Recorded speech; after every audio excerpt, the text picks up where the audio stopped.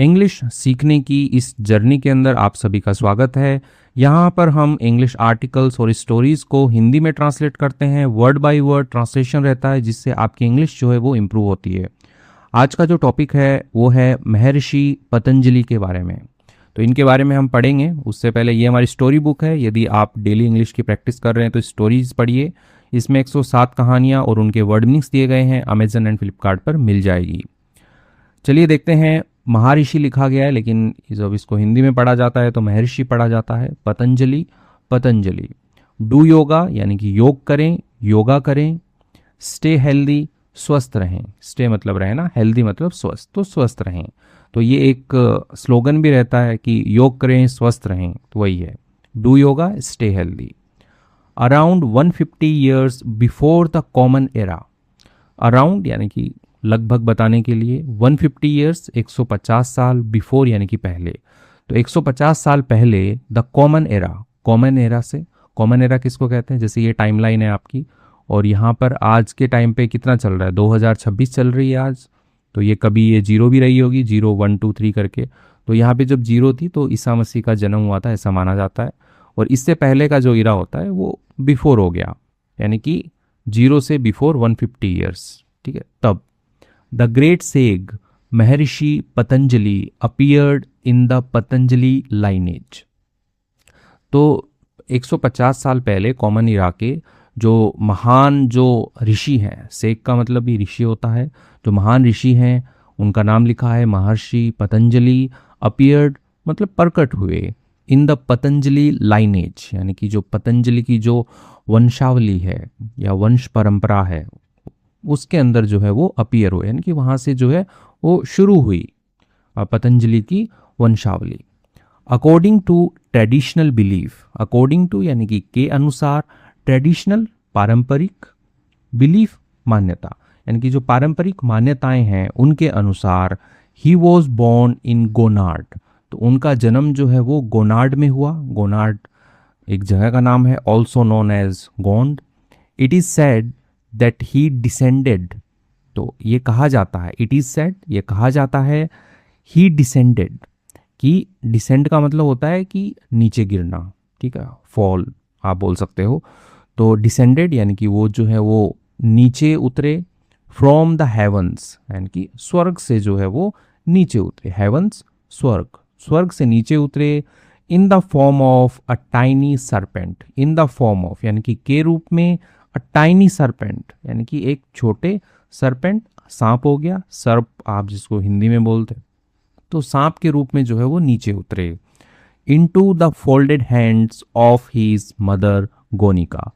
तो जब वो नीचे उतरे सांप के रूप में, तो जो फोल्डेड हैंड हो गए आपके, जोड़े हुए हाथ, तो जोड़े हुए हाथों को हिंदी में अंजलि भी कहते हैं। तो जोड़े हुए हाथों में वो उतरे, ऑफ हिज मदर अपनी माँ के, माँ का नाम लिखा गया है गोनिका, तो गोनिका के हाथों में जो है वो उतरे। Because of this divine event, because of यानी कि के वजह से, के कारण से, दिस डिवाइन इवेंट यानी कि ये जो दिव्य जो घटना हुई इसकी वजह से, ही वॉज नेम्ड पतंजलि, उनका जो है वो नाम रखा गया पतंजलि। पतंजलि जो नाम रखा गया, क्योंकि पतंजलि में 2 वर्ड आते हैं, पत प्लस अंजलि। पत मीनिंग टू फॉल, पत का मतलब होता है गिरना, फॉल, ये बता गया। तो पत का मतलब कि उसका पतन हो गया, वो गिर गया। तो वैसे ये कि जो महर्षि पतंजलि, ऐसा बताया गया है कि उनका जो है वो स्वर्ग से गिरे थे एक छोटे सांप के रूप में, तो गिरना हो गया पत। और कहाँ गिरे वो? अंजलि में, यानी कि फोल्डेड हैंड्स में, जोड़े हुए हाथों में। तो इसलिए अंजलि का मतलब है फोल्डेड हैंड्स। तो इनका मिलाकर के जो नाम बन गया वो बन गया पतंजलि। मैनी ट्रेडिशंस यानी कि बहुत सारे जो परंपराएं हैं, ऑल्सो रिगार्ड, तो वो भी क्या करते हैं? रिगार्ड का मतलब मानना।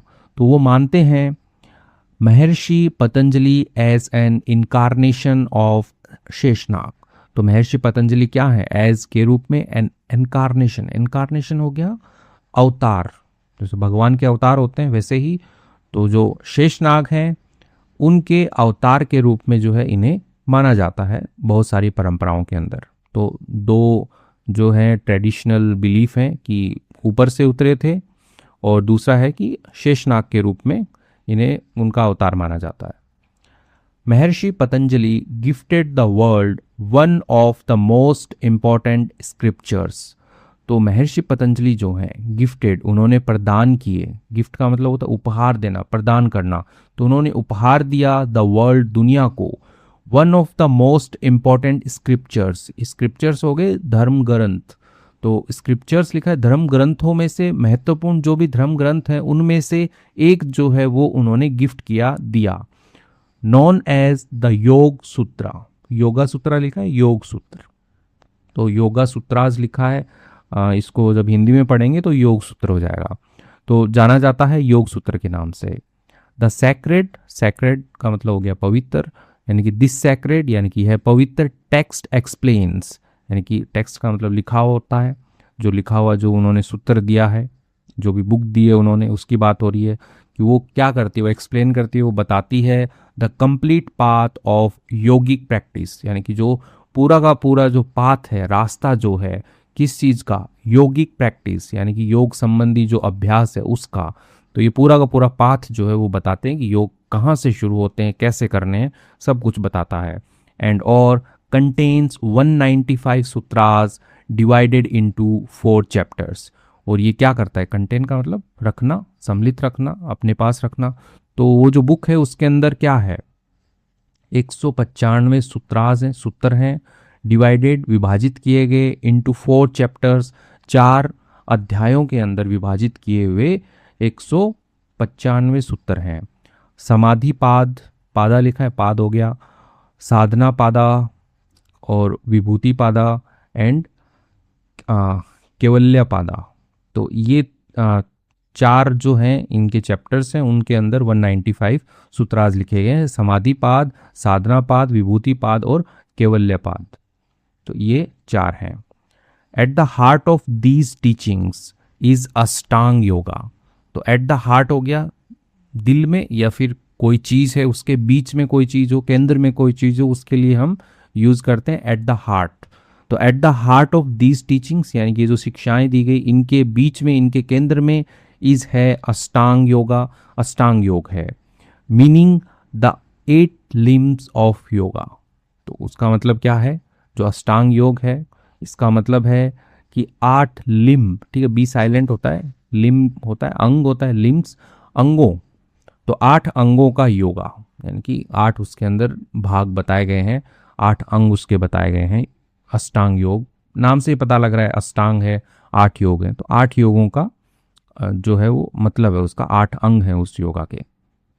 दीज 8 स्टेप्स यानी कि ये जो 8 स्टेप्स हैं, ये चरण जो है अष्टांग योग के, form the foundation of a balanced, disciplined and meaningful life. तो ये जो 8 स्टेप्स हैं, चरण जो हैं, ये फॉर्म करते हैं, ये बनाते हैं, क्या बनाते हैं, फाउंडेशन, आधार बनाते हैं, ऑफ अ बैलेंस्ड यानी कि संतुलित, डिसिप्लिन, अनुशासित एंड मीनिंगफुल लाइफ और अर्थपूर्ण जीवन के। दे आर, वे हैं, अब वो क्या क्या हैं यहाँ पे देखते हैं, यमा, नियमा, आसना, प्राणायामा, प्रत्याहारा, धारणा, ध्याना एंड समाधि। तो हिंदी में पढ़ लीजिए आप, यम, नियम, आसन, प्राणायाम, प्रत्याहार, धारणा, ध्यान और समाधि। तो ये जो हैं ये हैं आपके अष्टांग योग। तो इनके ऊपर आदमी का जीवन जो है वो बैलेंस रहता है, संतुलित रहता है, अनुशासित रहता है, और उसको एक अर्थपूर्ण जीवन जीने का जो है वो पूरा रास्ता जो है वो दिखता है। आगे पढ़ते हैं, थोड़ा इनके बारे में जान लेते हैं। यम, यम है the first limb of yoga. तो लिम्ब बी साइलेंट रहेगा इसमें, कि पहला अंग है योगा का वो है यम। द फर्स्ट लिम्ब इज यम, पहला जो अंग है वो यम है। विच टीचेज सेल्फ कंट्रोल, जो क्या करता है, टीच करता है, सिखाता है, सेल्फ कंट्रोल यानी कि आत्म नियंत्रण सिखाता है। प्योरिटी, पवित्रता सिखाता है, प्योरिटी ऑफ कंडक्ट यानी कि आचरण की पवित्रता सिखाता है।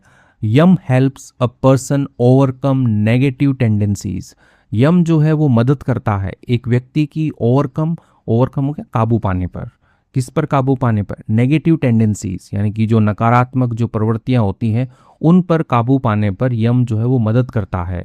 And focus on the inner self, और ध्यान देता है इनर सेल्फ के ऊपर, यानी कि जो आंतरिक जो आत्मा है उसके ऊपर जो है ये ध्यान देता है। देर आर 5 यमास, तो 5 यम हैं। तो 5 यम कौन कौन से वो देख लेते हैं। पहला है अहिंसा। अहिंसा यानी कि नॉन वायलेंस, मतलब कि वही है किसी को गलत शब्द नहीं बोलना, किसी को हर्ट नहीं करना, किसी को मारना नहीं, वही है अहिंसा। अहिंसा is the first and the most important virtue.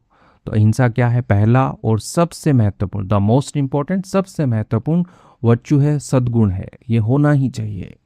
Violence can occur through thoughts. अब जो वायलेंस है, हिंसा, हिंसा जो है वो हो सकती है, अकर मतलब होना, हो सकती है, थ्रू से थॉट्स विचारों से हो सकती है, शब्दों से हो सकती है, एंड एक्शंस यानी कि जो कामों से, जैसे हाथ पांव चला करके जो भी काम कर रहे हो, एक्शन कर रहे हो, उससे हो सकती है। तो हिंसा किस किस चीज़ से हो सकती है ये बताया गया है। थिंकिंग नेगेटिवली, सोचना नकारात्मक तरीके से, अबाउट अदर्स, दूसरों के बारे में। तो दूसरों के बारे में जो नकारात्मक तरीके से आप सोचते हो, नेगेटिव सोचते हो, इज मेंटल वायलेंस, वो क्या है, मानसिक हिंसा है, तो वो नहीं करनी है। Hurting others through speech is verbal violence, यानी कि हर्ट करना, नुकसान पहुंचाना, हानि पहुंचाना अदर्स दूसरों को, थ्रू स्पीच, स्पीच यानी कि बोल करके, वाणी से, जुबान से बोल सकते हो, इज वर्बल वायलेंस, वो क्या है, वो मौखिक हिंसा है। एंड और कॉजिंग फिजिकल हार्म, और यदि किसी को जो है वो आप शारीरिक हानि पहुंचाते हो, इज वायलेंस थ्रू एक्शन, वो क्या है, वायलेंस थ्रू एक्शन है, हिंसा कामों से, एक्शन से जो हिंसा होती है वो है, यदि किसी को शारीरिक नुकसान पहुंचाया जाए। तो यही कह रहा है कि सबसे इम्पोर्टेंट है अहिंसा, यानी कि हिंसा नहीं करनी है। तो ये पहला जो है वो भाग है इसका। दूसरा है सत्य, यानी कि ट्रूथफुलनेस, यानी कि सच बोलना है हमेशा। ट्रुथ ऑलवेज प्रिवेल्स, तो सत्य जो है वो हमेशा प्रिवेल करता है, जीतता है। तो ऐसा तो हमने बहुत जगह पढ़ा है कि सत्य ही विजय होता है, तो वही लाइन है कि सत्य हमेशा जो है वो विजयी होता है, वो हमेशा जीतता है, सच की हमेशा जीत होती है, सच्चाई की हमेशा जीत होती है। वी शुड स्पीक, हमें बोलना चाहिए, द ट्रूथ, सच बोलना चाहिए हमें, एंड और live with honesty and integrity, और जीना चाहिए हमें ईमानदारी और इंटीग्रिटी, निष्ठा के साथ में हमें जीना चाहिए। सेकंड है अस्ते। अस्ते होता है नॉन स्टीलिंग, यानी कि चोरी नहीं करना, चुराना नहीं कुछ भी, तो उसको हिंदी में अस्ते कहते हैं। One should neither steal nor encourage others to steal. One यानी कि वन का मतलब एक होता है, लेकिन यहाँ पे लोग की बात हो रही है, यानी कि कोई भी जो है उसको नहीं करना चाहिए, उसे ना तो उसको नाइदर, ना तो उसको चुराना चाहिए, ना ही उसे एनकरेज करना चाहिए, प्रोत्साहित करना चाहिए दूसरों को चोरी करने के लिए, ना तो खुद चोरी करे, ना दूसरों को जो है वो चोरी करने के लिए प्रोत्साहित करे। तो उसी को हम क्या कहते हैं, अस्त्य कहते हैं। Honest living brings peace and containment. तो देखो ऑनेस्ट लिविंग हो गया आपका एज ए सब्जेक्ट वर्क कर रहा है, यानी कि ईमानदारी से जीना, ब्रिंग्स लेकर के आता है, पीस शांति लेकर के आता है, और कंटेंटमेंट यानी कि संतोष लेकर के आता है। तो ये हो गया अस्त्य। फोर्थ है ब्रह्मचर्य, यानी कि सेल्फ डिसिप्लिन, यानी कि खुद पर अनुशासन रखना, खुद को काबू में रखना। ब्रह्मचर्य मीन्स लिविंग विथ प्योरिटी। ब्रह्मचर्य का मतलब होता है जीना विथ प्योरिटी, ये पवित्रता के साथ में जीना, शुद्धता के साथ में जो है वो जीना। कंट्रोलिंग डिजायर्स, यानी कि इच्छाओं को नियंत्रित करना, and directing once energy toward high values and goals. Direct करना, निर्देशित करना, डायरेक्ट करना होता है दिशा देना, तो दिशा देना, वंस एनर्जी यानी कि वन का मतलब फिर आगे किसी इंसान की बात है, कोई भी जो है उसकी जो ऊर्जा है उसको टुवर्ड की तरफ, हायर वैल्यूज यानी कि जो उच्च मूल्य और जो गोल्स हैं यानी कि लक्ष्य जो है उसकी तरफ उसकी ऊर्जा को जो है वो भेजना, वही क्या है, ब्रह्मचर्य है। अपरिग्रह यानी कि नॉन पजेसिवनेस। पजेसिवनेस का मतलब होता है अधिकार में रखना, जैसे होता है ना कि ये मेरे पास में, अधिकार की भावना जो होती है कि मेरे पास में इतना पैसा है, इतनी दौलत है, तो वो होता है पजेसिवनेस। तो नॉन पजेसिवनेस रखना है, अपरिग्रह रखना है, यानी कि पजेश नहीं करना है, जितना जरूरत हो उतना ही रखना है, सादा जीवन जीना है। Aparigraha teaches us not to accumulate unnecessary wealth. तो अपरिग्रह क्या टीच करता है, वो सिखाता है हमें नॉट टू अकुमुलेट, यानी कि संग्रह नहीं करना है, यानी कि एकत्रित नहीं करना, इकट्ठा नहीं करना है। अननेसेसरी वेल्थ यानी कि जो अनावश्यक जो धन है उसको नहीं करना है, इकट्ठा नहीं करना है। और पोजीशंस यानी कि जो संपत्ति है उसको नहीं इकट्ठा करना है, जो आपको ज़रूरत ही नहीं है उसको इकट्ठा करने का कोई मीनिंग नहीं है, ऐसा उनका मानना है। एंड और to live a simple life, और जीना है एक सादा जीवन जो है वो जीना है। Just as a ladder helps us climb to the roof of a house. Just यानी कि बस, एज अ लैडर एक सीढ़ी के रूप में आप समझिए कि जैसे कि एक जो सीढ़ी जो होती है वो मदद करती है अस हमारी, क्लाइम बी साइलेंट इसमें भी, चढ़ने में, to the roof of a house यानी कि एक घर की छत पर चढ़ने में जो सीढ़ी जो है हमें मदद करती है। ठीक है, जस्ट एज यानी कि वैसे ही। यम, यमा, यम इज कंसिडर्ड, जो यम है उसको माना जाता है the first step on the journey of yoga, यानी कि पहला जो कदम है योगा की जर्नी का, योगा की यात्रा का, योग की यात्रा का पहला कदम जो है वो माना जाता है। किसको माना जाता है? यम को माना जाता है। सेकंड आता है नियम, the second limb of yoga, यानी कि योग का जो दूसरा अंग है वो है नियम। द सेकंड लिम्ब इज नियम, यानी कि दूसरा जो अंग है वो नियम है। अष्टांग योगा की बात हो रही है, उनका जो दूसरा अंग है वो क्या है, यानी कि दूसरा जो भाग है वो नियम है। Which helps us gain mastery, वो मदद करता है आपकी मास्टरी प्राप्त करने के लिए, यानी कि निपुणता। Over the body and mind, यानी कि शरीर और मन के ऊपर जो है वो पूरी की पूरी मास्टरी प्राप्त करने के लिए मदद करता है नियम। तो हमने पढ़ा, यम पढ़ा हमने, नियम पढ़ा, और भी हैं बहुत सारे जो आप पढ़ सकते हैं। ठीक है, डिटेल के अंदर पढ़ सकते हैं आप, गूगल कीजिए आपको मिलेंगे। अभी हम थोड़ा, क्योंकि ये चैप्टर बहुत लंबा हो जाएगा यदि एक एक योग को पढ़ाया जाएगा, तो आप जो है उनको भी ज़रूर पढ़िए। यम आपको अच्छे से समझ में आया तो नियम और आगे के जो है वो भी आपको अच्छे से समझ में आएंगे। Yoga a complete way of life, yoga क्या है? एक complete way of life. Way of life हो गया जीने का तरीका, ठीक है। अ कंप्लीट वे यानी कि एक पूरा संपूर्ण जीने का तरीका है योगा, योग। Yoga is not merely a form of physical exercise, yoga जो है वो नहीं है केवल a form of physical exercise, यानी कि जो शारीरिक जो आप व्यायाम करते हैं उसका ही एक रूप नहीं है yoga. It is a complete way of living, ये क्या है? एक पूरा जीवन जीने का संपूर्ण तरीका है, ये जीवन जीने का संपूर्ण तरीका है। इतना मत समझिए कि योगा से बस एक्सरसाइज होती है, नहीं, एक जीवन जीने का तरीका है। The true message of yoga is to maintain harmony in life and attain goal. Sorry, आगे का बाद में पढ़ें, पहले पूरा पढ़ते हैं, बड़ा सेंटेंस है। द ट्रू मैसेज यानी कि जो सही संदेश है ऑफ योगा, योग का, इज है टू मेंटेन, बनाए रखना, हार्मनी, हार्मनी होता है सद्भावना या सामंजस्य बनाए रखना, इन लाइफ, जीवन के अंदर। तो योगा का जो मेन गोल है वो क्या है कि जीवन जो है उसके अंदर एक सामंजस्य, एक तालमेल बना के रखना, एंड और अटेन, प्राप्त करना, गुड हेल्थ, अच्छा स्वास्थ्य, मेंटल पीस, मानसिक शांति, एंड और स्पिरिचुअल ग्रोथ, और आध्यात्मिक जो विकास है वो प्राप्त करना। तो ये जो है ये योगा का मेन गोल है कि आपके जीवन में सामंजस्य बना के रखे और आप प्राप्त करें अच्छा स्वास्थ्य, मानसिक शांति और आध्यात्मिक विकास जो है वो आप प्राप्त करें। As the popular saying goes, as यानी कि जैसे कि, पॉपुलर यानी कि प्रसिद्ध हो गया, सेइंग, से मतलब कहना होता है, लेकिन सेइंग का मतलब होता है कहावत।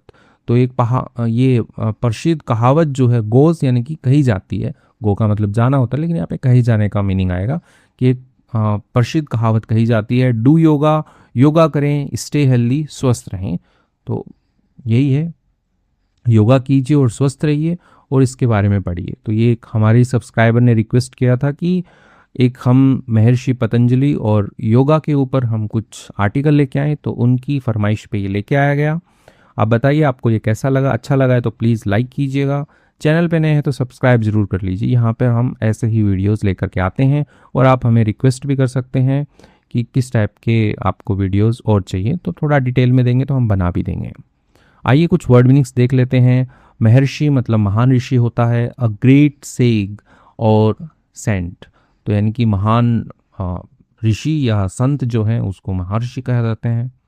पाथ मतलब मार्ग होता है। A way of course to follow, यानी कि एक रास्ता बोल लो आप या समय बोल लो, टू फॉलो यानी कि अनुसरण करने के लिए, तो वही मार्ग है।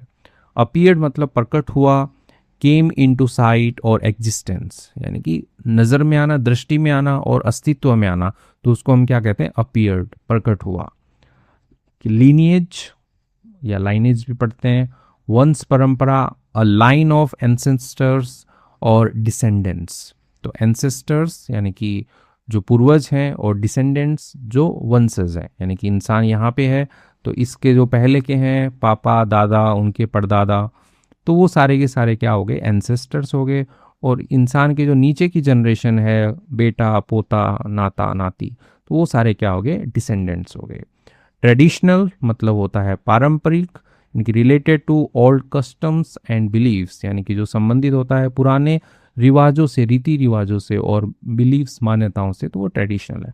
तो इसके साथ में ये आर्टिकल जो है यहाँ पे हम कंप्लीट करते हैं। आई होप आपको अच्छा लगा होगा, पसंद आया होगा। Thank you.